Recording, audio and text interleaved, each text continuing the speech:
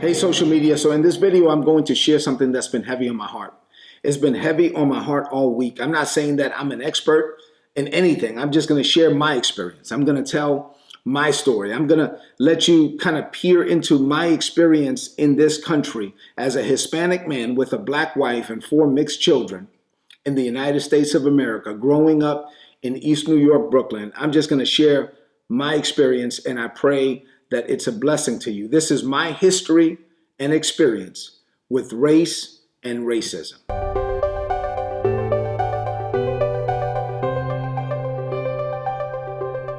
If you look at my Twitter or Instagram profiles, you will see a statement. It says that I am calling myself, I'm a self-professed Dominican kid from Brooklyn. And so when I make that statement, I know what I mean, but I also know that most people are not going to understand.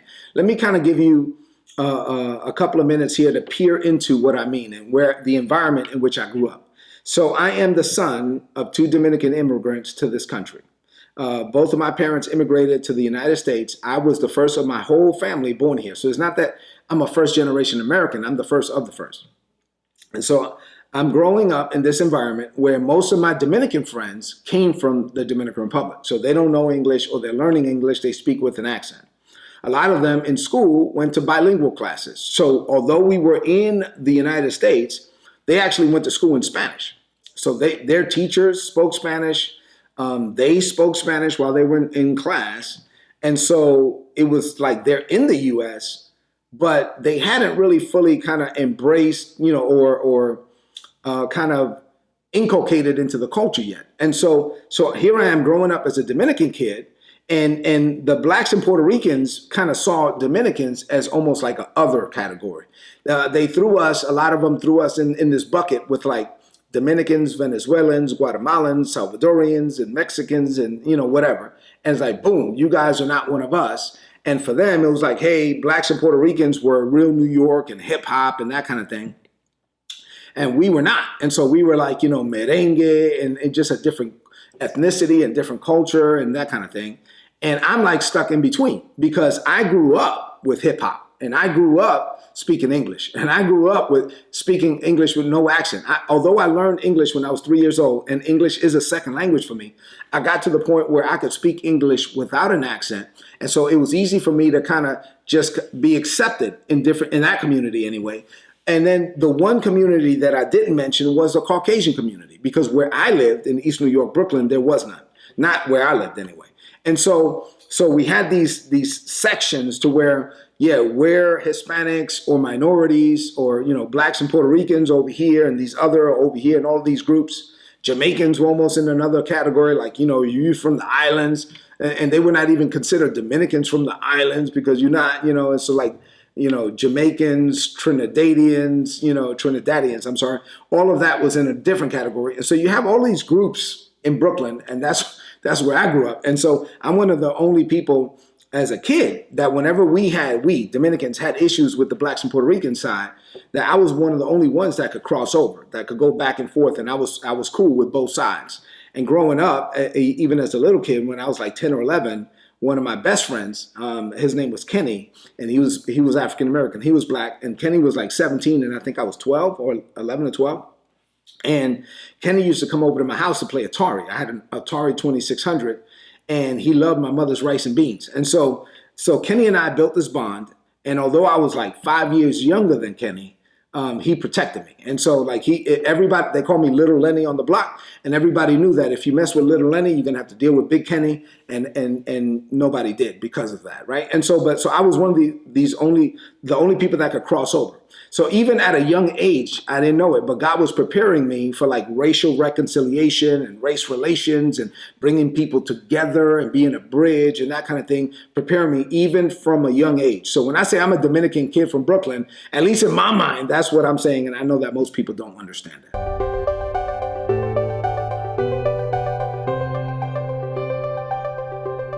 Growing up, I did not like the color of my skin. Let me explain. So here I am. I'm a Dominican kid from Brooklyn, right? I'm growing up as a Dominican kid. And when I tell people that I'm Dominican, like 90% of the time, they would say, you don't look Dominican. And I hated that. I mean, like, what do you mean? And what does that mean? It's like, no, you don't look Dominican. And so it's like, you don't look Dominican. And so when it just bothered me that most of them said you don't look Dominican. And I looked up some stats. In a 2014 population survey, the Dominican Republic, the demographics, were 70% of Dominicans self-identified as mulatto or mixed. 15%, 15.8, almost 16% identified as black, and 13.5% identified as white. Now, I remember, no, those are numbers from 2014.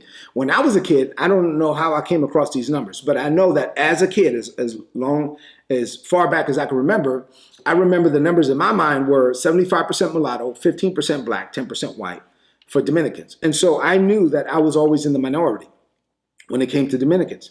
And so I'm like, and I would say I'm 10% or less of Dominicans are white, and I am Dominican. Don't say that I don't look Dominican. I didn't like that. But I also knew that most of the Dominicans that I grew up looking at, right, like Johnny Ventura, Johnny Ventura was huge when I was growing up. Johnny Ventura, Sergio Vargas, Ramon Orlando, or those are singers, or baseball players. Like, I love Tony Pena, right? So Tony Pena or Joaquin Andújar or Pedro Martinez, these were people that are Dominican, and I looked up to them, and I love baseball, and yeah, this is great. But I also knew that they didn't look like me. I didn't look like them. And so I had to deal with that. I had to deal with the fact that I am Dominican, but what people would say, I don't look Dominican. And so that, I don't know, psychologically, I know most people probably wouldn't understand that, but I'm saying that even though I am fair skinned, I did not like the color of my skin, to the point where when I was growing up, I had this mentality. I said, well, I don't know when I told this to myself, but I remember saying this to my mother when I was living on Van Sicklen and Linden. And so I lived there from ages 3 to 9. So I must have been 9 years old or younger, but somewhere around that range, I remember saying to my mother that when I get married, I'm going to make sure that my kids are café con leche, which means coffee and milk or coffee and cream, or mulatto. I wanted my kids to be mixed. I wanted my kids to be mulatto. And so obviously I'm the leche. And so that meant that I need to marry the coffee. And so I'll just say one thing about this, and this is all part of race relations and understanding race and ethnicity and people, like, I liken themselves, identifying with themselves, and then what that means, like, when they're dealing with other people. Because if you don't understand, like, if you're having issues with the color of your skin, believe me, you're going to lash out at other people as well. But even as a kid, as far back as I can remember, there was a group, a singing group called La Chicas del Gang. For the Dominicans, they know what I'm talking about. And in La Chicas del Gang, I remember that back then we had records, like LPs, right? And so I remember holding a record, me and my friends, with La Chicas del Gang on it, right? And it's like maybe, I don't know, 12 to 15 women in this orchestra, this group, beautiful women. But only one out of all of them was really dark skinned. And I remember us looking at La Chicas del Gang cover, and all my friends are like, oh, who do you like? I like this one. I like this one. I like this one. And I remember saying, oh, I like this one. And I picked like the only black one, right, out of the whole group.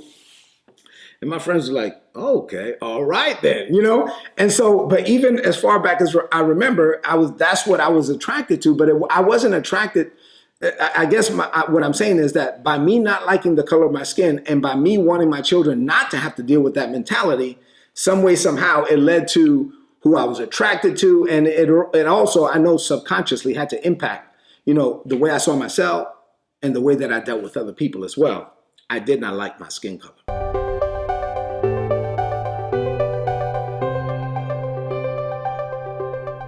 So now I'm going to tell you about a time when I was 12 years old and my mother, for the first time ever, allowed me to go somewhere without her. Now, I had been to the Dominican Republic a bunch of times, but I always traveled with my mother.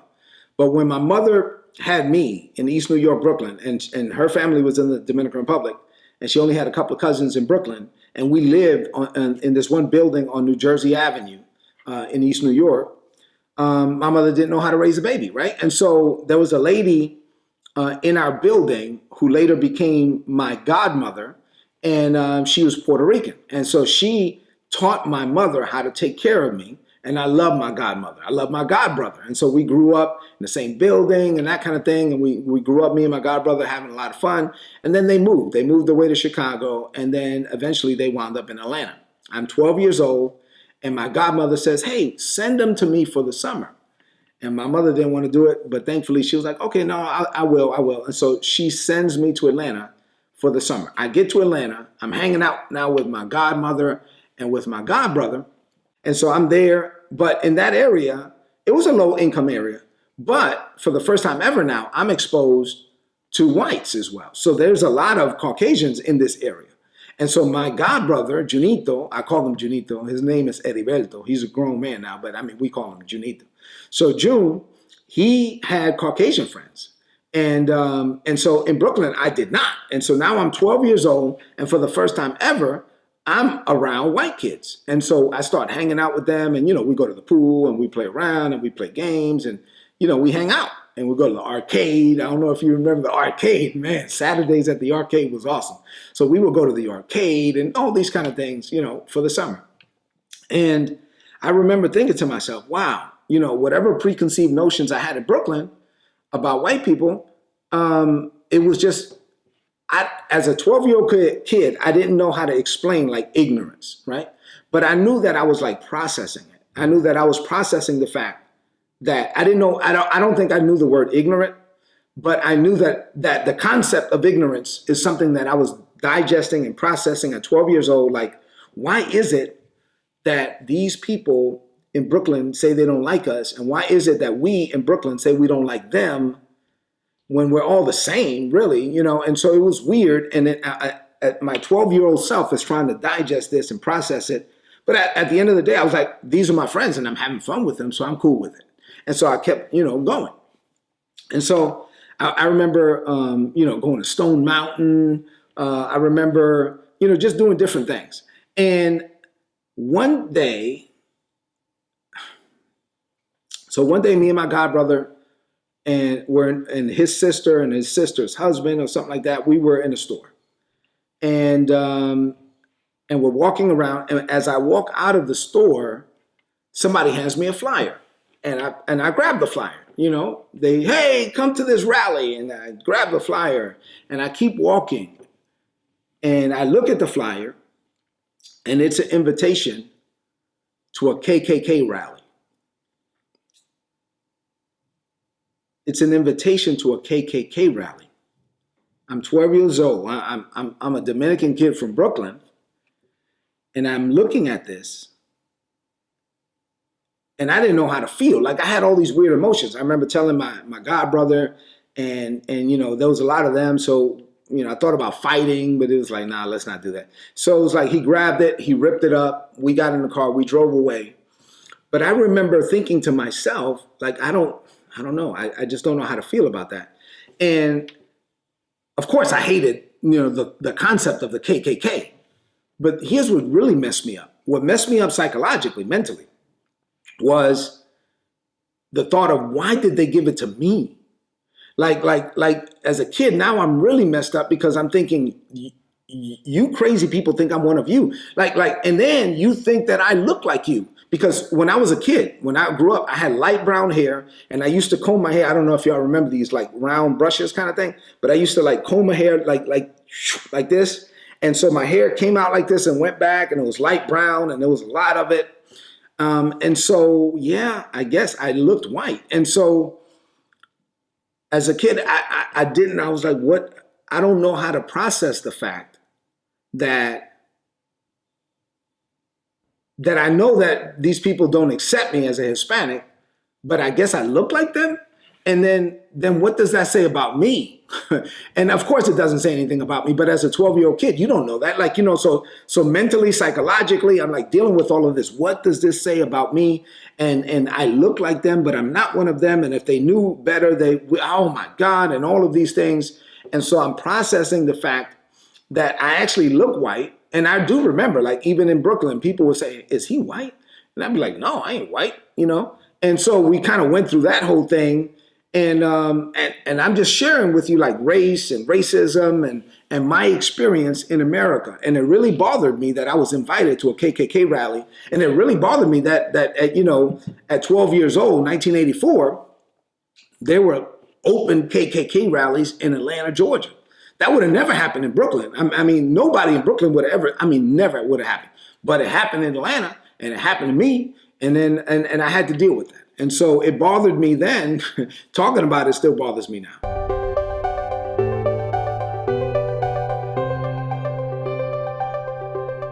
So now I'm going to talk about, hands down, the most impactful event, race-wise, racism-wise, in my life. What happened to me, some experiences that I had when I was 14 that changed me. Changed my mentality and impacted the rest of my life, hands down. So I started working when I was 13 in my uncle's store. When I was 14, I got a job at the Lindenwood Diner. Lindenwood Diner was on Linden Boulevard in Brooklyn, and it's really on the border, on the edge of Brooklyn, and it's on the border between Brooklyn and Howard Beach, Queens. And so we get to the Lindenwood Diner. My friend Manny, my best friend, Manuel Ureña, Manny's a principal in New York City. I love Manny. So Manny got me a job at the Lindenwood Diner. His brother Tommy was I think on the brink of becoming a manager. Maybe he was a manager already, but he was a waiter. No, he was a waiter, and then he later became a manager. And I'm gonna post a picture of Tommy. Tommy is now a part owner. So the owners were Greek, and they allowed Tommy to kind of come in, and he's a part owner now. So I'm working at the Lindenwood Diner. Although it's in Brooklyn, it's on the border with Howard Beach, and a lot of the customers are coming from the Queens side, from the Howard Beach side. So we're getting a lot of Caucasian customers, a lot of white customers are coming over, and John Gotti lived in Howard Beach at the time, who later became the head of the Gambino crime family. And so John Gotti is living in Howard Beach, and so I'm there. A lot of mafioso maid members are coming to eat at the restaurant. They gave good tips, by the way, so I really appreciated that. But now I'm exposed to white folks on another level, right? So there are a lot of Hispanics at the restaurant. There are a lot of whites at the restaurant, as far as the staff and the owners and that kind of thing. And so now Atlanta helped expose me to Caucasians to one level. And now I'm 14, I'm working in Brooklyn, but on the border of Howard Beach. And so this is now exposing me to whites or Caucasians on another level, right? And so now I'm like, so once again, I'm 14 and I'm thinking some of the ideas that I had, or some of the mess that I see back in East New York, and the issues between blacks and whites. And oh, by the way, if there's ever a debate or an issue between blacks and whites, I'm neither. So I'm stuck in the middle, I'm neither black nor white. I'm Hispanic.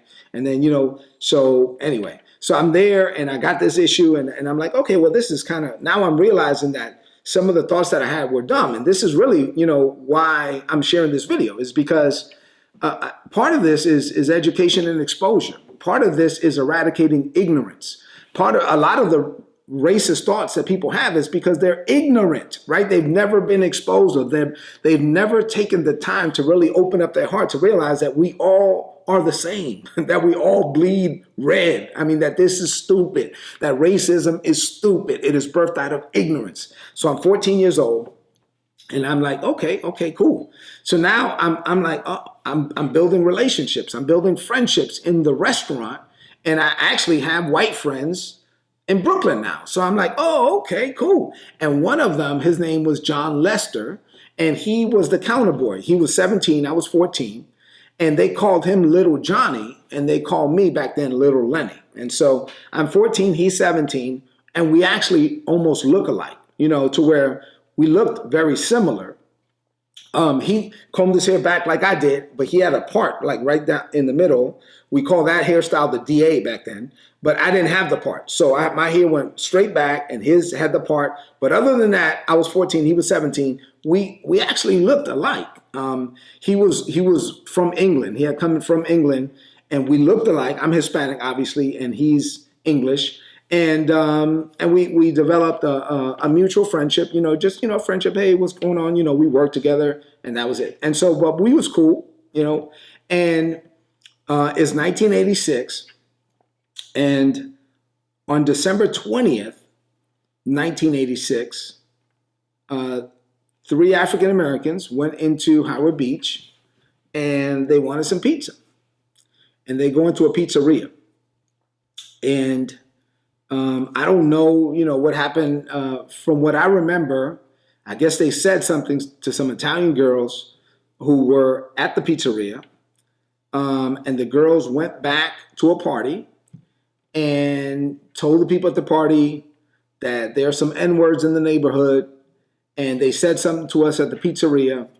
So like a mob of white guys grabbed bats and said, let's go find them. And so they set out to go look for them. And they find them and they chase them. They drove their vehicles, they found them, they got out of the cars and they chased them with bats. So they chased them over the highway. And one of the men, who was 23 years old at the time, Michael Griffith, was killed. Michael Griffith was killed because of the color of his skin. And it caused basically what we're dealing with right now. I mean, this happened, and it has happened way more times than we want to acknowledge in America. But it happened, and December 20th, 1986, that happened.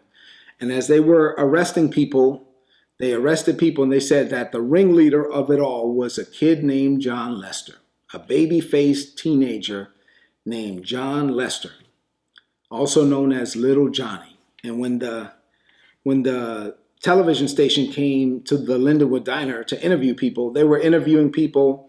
And I walk in and I hear, I see the TV station is there and they're interviewing people, and I hear some of the waitresses saying, oh no, little Johnny, he's a good kid. He would never hurt anybody. He's a good kid. He would never hurt anyone. That's not Johnny. I don't believe that about him. And I'm standing there. I still remember this. I mean, so one of the waitresses is being interviewed at the counter, and I'm standing behind the cameras. And behind me was like the hostess station, or, whatever we called it back then. And the news reporter, the lady says, hey, if you want to interview anybody, interview little Lenny. He's friends with little Johnny. And when the camera swung around to me like this, like it was coming to me, I took off running. I ran to the back. I ran to the bathroom. And I remember my heart was beating out of my chest. And I remember thinking to myself, if I come out on the news as a friend of John Lester, I will be killed when I go back to my neighborhood. I remember thinking that. I will be killed when I go back to East New York. I mean, and when I say killed, I don't mean like, this isn't hyperbole. No, I mean, this is for real. Like, I mean, I was fearful for my life to just be like known with this guy, right? And so I'm like, oh my God. So during this time, as a result, I mean, Al Sharpton was there, Jesse Jackson was there. There was all kind of protests, and that it led to protests. It led to riots. I don't know if you remember this, but in all of these riots and the aftermath of Howard Beach, a lot of people got hurt, just like people are getting hurt now in the aftermath of the George Floyd murder. What's happening is that a lot of police officers have gotten seriously hurt as a result of what's happening. Well, because the incident in Howard Beach with John Lester and Michael Griffith was not, a police officer incident. It was black and white and black. Then what happened was, as there were protests and there were riots around the country, there were blacks who were beating up whites, yelling, Howard Beach, Howard Beach, Howard Beach. So before Minnesota and before Ferguson and before Baltimore, and before all of these others that there are too many to name, there was Howard Beach, Queens in December of 1986, and it caused all of these riots. And I, as a young kid, 14 years old, was in the middle of it, to where I knew John Lester. I knew the guy that was going to eventually go to jail, and he eventually got out of jail and he killed himself. He committed suicide, as a result of all of this. But at 14 years old, I was dealing with this. I was dealing with the fact that I knew the guy. I'm working in this environment. Now I have to deal with all of these news reporters coming constantly and just dealing with that whole thing. And the Lindenwood Diner was in the news and all of that kind of stuff. And then I'm living in East New York, Brooklyn. I'm going to Thomas Jefferson High School, one of the worst, most violent schools in the city at the time, or in the nation at the time. And I'm like, man, this is crazy. And people are getting beat up because of the color of their skin. And then this is what happened, to where this really scared me to the point where it changed my heart. I'm going to tell you what happened next. So I guess it was January, because it was in the aftermath of kind of what's going on. One of my cousins, now I'll say she's my cousin. She's not really my cousin, like blood cousin, but we grew up like family, right? So this young lady who I call my cousin, she says, hey, let's go to Manhattan. And so for us we didn't have a car, of course. My family didn't have a car. So we would take the train. And so we took the A train to Manhattan. And as we're going to Manhattan, me and this girl that I call my cousin, we're on the A train. And I remember I'm working now, so I could buy my own clothes. And so I had on a goose down polo jacket, Ralph Lauren polo jacket. It's a coat, goose down, a lot of colors. And that was the style at the time. And I bought that jacket, and I was like, styling and profiling. And I have on this jacket on the train with my cousin, and we're going to Manhattan. And this is in the middle of the race riots, and all of this is going on in the country. And so we're on the train, and, somewhere along the way, the train stops, probably downtown Brooklyn or something.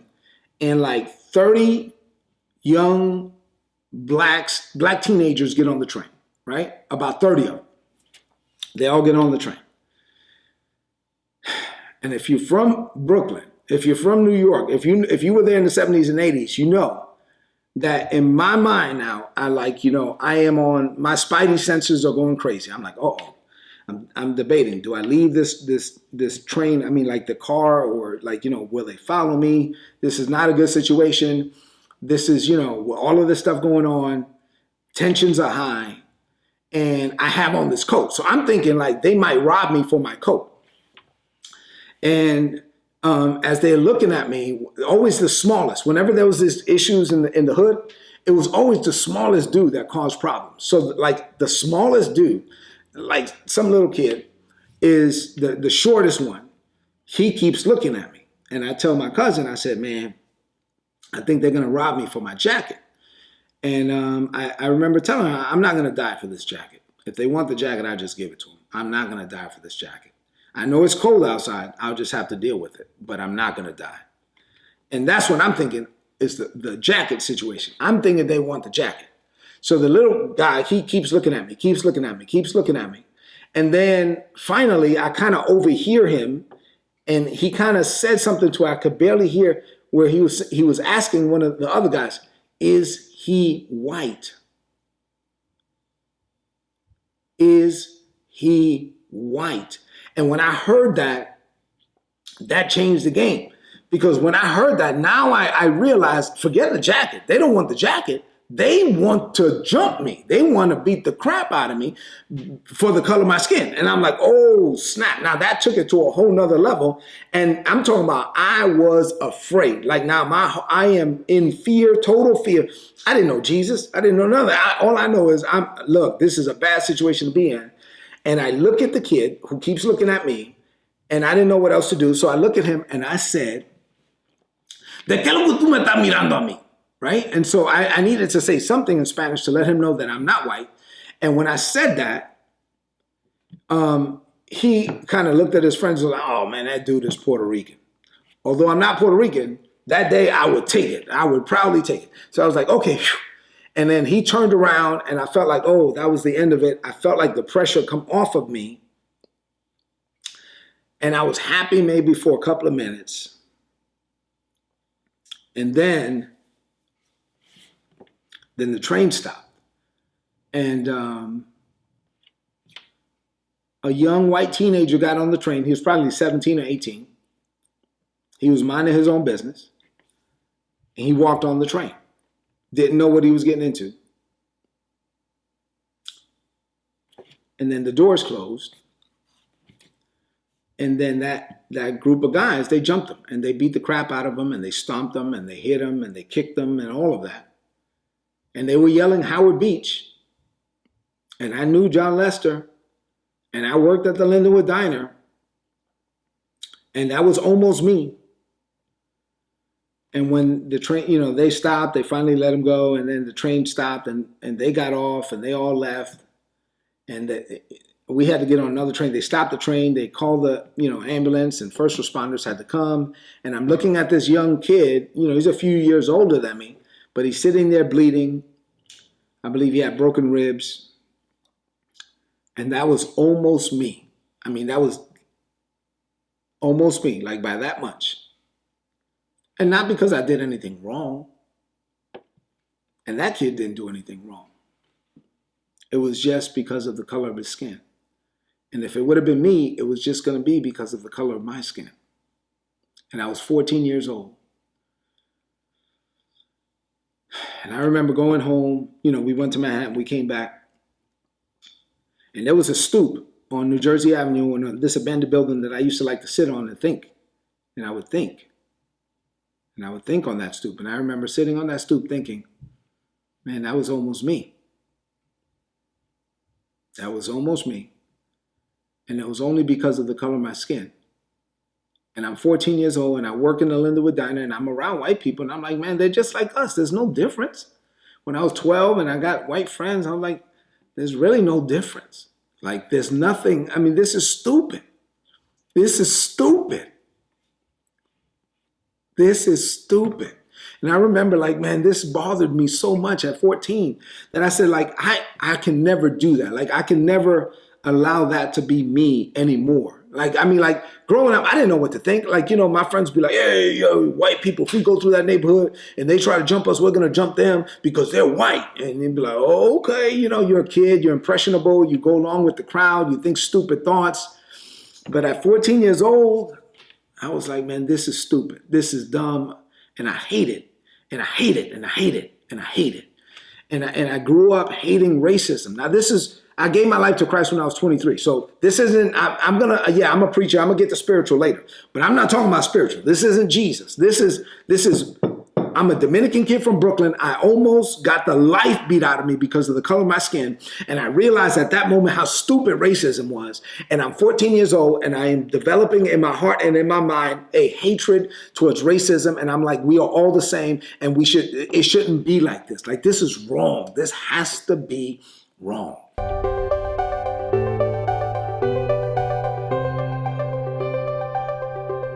So at 17 years old, I joined the Army. I joined the Army. I got out of Brooklyn. I've told you before, I turned 18 in basic training. I was so happy that I cried. I cried that I was alive at 18. I'm out of Brooklyn. I made it out of that mess. And now I'm in the Army. And I'm around all kind of people. And I'm learning to have friends from all kind of places. And I'm like, okay, cool. And I remember becoming a leader. And when I became a leader, when I'm 85 sergeant, I was at Bravo Company 25th Signal Battalion at Fort Bragg, North Carolina. And I remember one of my best friends in that unit, his name was Buck Shaw. Buck, B-U-C-K, Shaw, S-H-A-U-L, a white guy from Missouri. And Buck Shaw we used to hang out, and he used to tell me stories about hunting and fishing. And of course, growing up in Brooklyn, I did none of that. And I remember thinking as a young sergeant that, hey, who would have thunk it? Like, I'm a Dominican kid from Brooklyn, and one of my best friends here at Fort Bragg is a guy named Buck. And he's from Missouri. And he grew up way different than I did, and he shared stuff with me, and I shared stuff with him. And I was like, wow, the Army is like pretty awesome to where we're all coming together. But I mean, I saw some stuff in the Army, but really very few and far between. And I remember as a young non-commissioned officer, so when you get a new soldier, you have to do what's called reception and integration counseling. And basically you get a new soldier, they come to the unit or whatever, you give them the reception and integration counseling. You're saying, hey, this is how I'm going to receive you into the unit, and this is how you're going to get integrated into the team, and this is who we are, and this is what our mission is. And whenever I gave my soldiers reception and integration counseling, I talked about race. I did. You didn't have to, but I did. And I told them, I said, look, because I had, white soldiers, black soldiers, Hispanic soldiers. And I was like, look, I don't care what your background was. I don't care if you grew up in a place where you never saw a black person in your life till you join the army, or vice versa. You never saw a white person, whatever.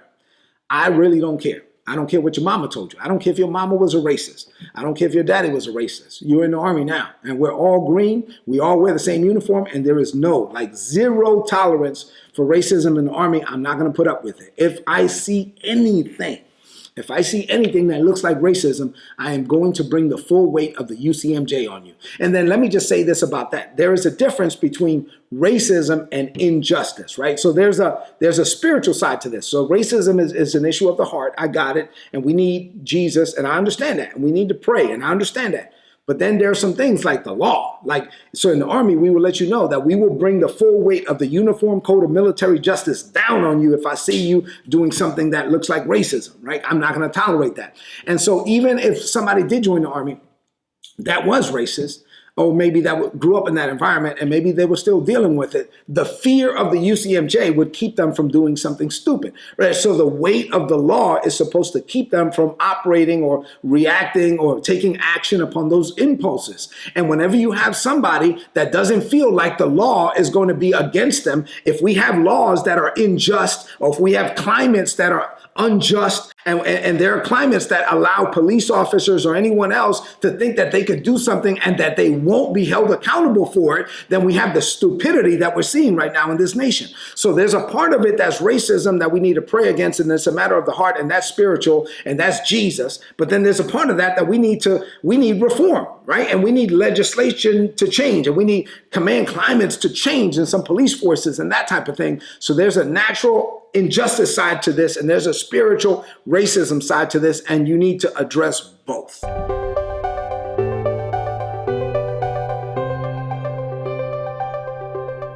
So at 23 years old, I give my life to Christ.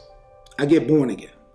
And so now I'm born again. I have this whole experience with racism that I had early in life, and I hate racism. And now I'm born again, and I'm like, yeah, Jesus. It's Jesus all day, Jesus all capital letters, right? When you first get born again, you have all the zeal.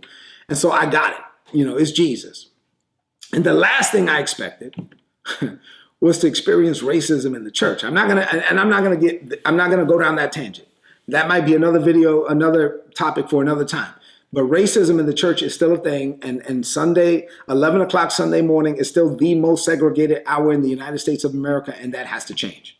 But let me just talk about me as an officer, and something that happened, and something the Holy Spirit told me after now I'm born again and I became an officer, and I'm at Fort Hood, Texas, and I can't remember what NTC rotation this was, but I was at the National Training Center, Fort Irwin, California. I'm at this NTC rotation, and I'm there, and I remember on one day, something that happened.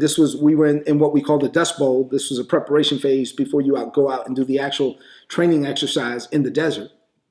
And during the Dust Bowl phase, like towards the last day of it, it was a Sunday morning. And on that Saturday, the chaplain came to me and asked me if I could provide the word the next morning. He had something going on. He had to be in a meeting. So he was like, hey, we've been meeting every morning at 7 a.m. Could you, Chief Pena, can you come and basically preach for me tomorrow morning at 7 a.m.? And I was like, sure, I can do that. And so something happened with the switch. I remember it was like 2 o'clock in the morning. I had to get up, fix something. I went back to sleep. I get up. I'm super tired, but I go. And at 7 o'clock in the morning, I preach the word. And as I'm ministering the word, all kind of people are there. We're in the Army, right? So we have everybody. Blacks, whites, Hispanics, Asians, enlisted, officer, doesn't matter. We're all there. I share the word. I pray over the people. We're all one, and I leave it alone. We go back. I go back to work. And then that day we had like some downtime before. It was a Sunday afternoon. We had downtime before we go into the field the next morning.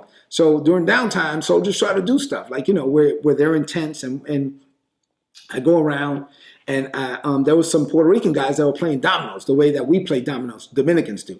And so I played dominoes with them, the Hispanic way, right? And then there were some African Americans who were playing what they call bones, dominoes like the American style, which is way different than my way, by the way. But anyway, so I played bones with them, and I talked smack, the whole time. And then I went and I played hearts with some of our soldiers who were white, Caucasian. And then I played spades with some of our soldiers who were black. And so that night, as I'm going to sleep, the Holy Spirit is speaking to me, And I remember this. I'm in a tent, a small tent. And the Holy Spirit is like, hey, do you realize what I've graced you to do? Like, what I've called you to do? And I was like, yeah, I mean, I think so. And he's like, well, but part of your assignment is to be all things to all people. Paul said, I've become all things to all people so that through me, God can save some, right? And so it's like, you know what? The Lord was saying, son, I've made you like all things to all people. Very few people have the grace to do what you just did. You got up in the morning, you preached the word, you fixed the switch. Obviously, that's a technical job, and you've been doing that too. So you have this IT kind of thing going on. You have this Jesus kind of thing going on. And then I also sent you over here, and you played with the Hispanics, and you played dominoes that way. And then you played with the blacks, and you played dominoes that way. And then you play cards with white folks their way, and you play cards with black folks their way. And very few people can go between black and white and Hispanic and Asian and enlisted and officer and rich and poor and general and private. Very few people can go between all of those things. Very few people can brief a general officer and also then talk about hip hop. And so very few people can do all of that. I've graced you to do all of that. And part of the mission, part of the vision of Rick and Isabella Pena Ministries is to create environments where people of all races and ethnicities come together. All cultures come together as one. I've called you to do this. And I'm thankful. I'm thankful for the call. I'm thankful for the assignment that is on my life. I'm thankful for the fact that I do kind of minister to anybody. I do minister to all kinds of people. And I know that that's not common. And I know that everybody doesn't get to do that. And I know that the grace of God is not on everybody for that. But listen, it is time for us to come together. Like, it's time for us to come together. I'm talking about my experiences and my history with race and racism. And I pray that this is ministered to you in some kind of way. I pray that the exposure, right now, look, with all of the riots going on, there's some people that are scared to death, just like I was scared to death. There's some, and maybe it takes them being that scared to say this is stupid.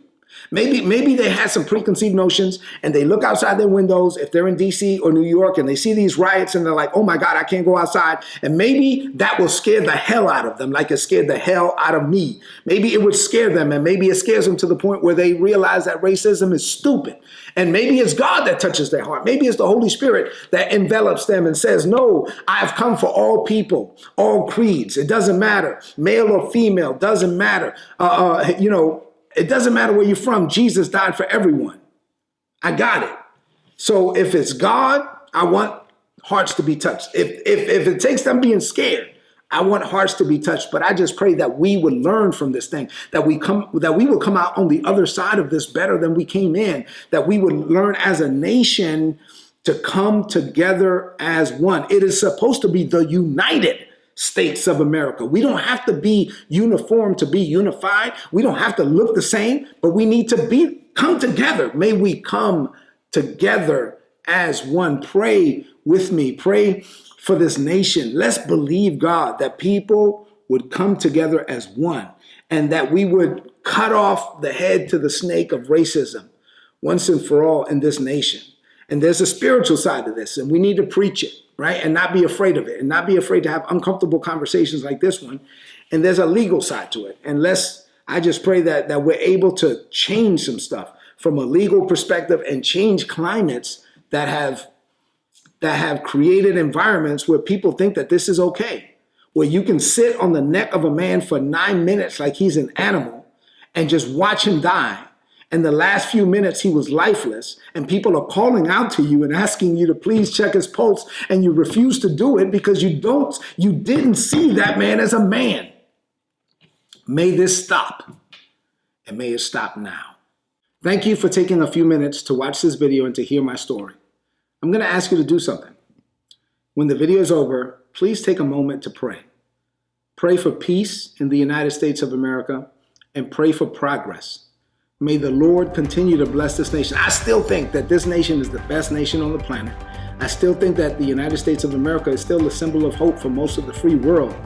Listen, God has been with us, and we are a blessed nation, but we got to get through this. Let's pray for peace, and let's pray for progress. Thank you.